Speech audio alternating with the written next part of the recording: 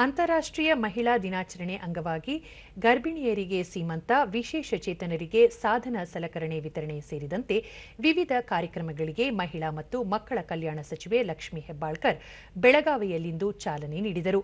ಇದೇ ಸಂದರ್ಭದಲ್ಲಿ ಸುಕನ್ಯಾ ಸಮೃದ್ಧಿ ಫಲಾನುಭವಿಗಳಿಗೆ ಪಾಸ್ಬುಕ್ ವಿತರಣೆ, ಅಂಗನವಾಡಿ ಕಾರ್ಯಕರ್ತೆಯರು, ಸ್ತ್ರೀ ಶಕ್ತಿ ಸಂಘಟನೆಗಳು ಹಾಗೂ ಹಿರಿಯ ನಾಗರಿಕರನ್ನು ಸನ್ಮಾನಿಸಿದರು.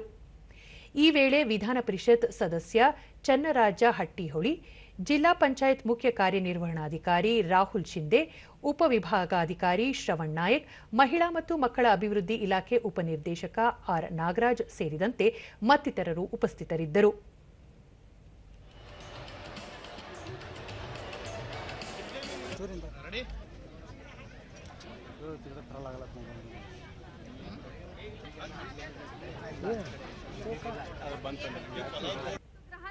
ಬಳಿಕ ಲಕ್ಷ್ಮೀ ಹೆಬ್ಬಾಳ್ಕರ್, ಮಹಿಳೆಯರ ಸಬಲೀಕರಣಕ್ಕೆ ರಾಜ್ಯ ಸರ್ಕಾರ ಬದ್ಧವಾಗಿದೆ. ಇದಕ್ಕಾಗಿ ಹಲವು ಜನಪರ ಯೋಜನೆಗಳನ್ನು ಜಾರಿ ಮಾಡಲಾಗಿದೆ.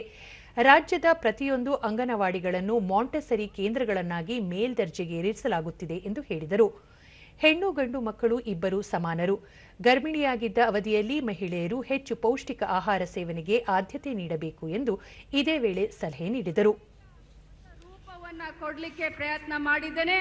ಅದರಲ್ಲೂ ಅಂಗನವಾಡಿಗಳಿಗೆ ಹೊಸ ರೂಪವನ್ನು, ಹೈಟೆಕ್ ರೂಪವನ್ನು ಕೊಡಬೇಕು ಅಂತ ಹೇಳಿ ನಮ್ಮ ಅಂಗನವಾಡಿಗಳನ್ನು ಸರ್ಕಾರಿ ಮಾಂಟೆಸರಿಗಳನ್ನಾಗಿ ಮಾಡಲಿಕ್ಕೆ ಸರ್ಕಾರದ ವತಿಯಿಂದ ಎಲ್ಲ ರೀತಿಯಾದಂಥ ಕ್ರಮವನ್ನು ನಾವು ತೆಗೆದುಕೊಳ್ತಾ ಇದ್ದೀವಿ.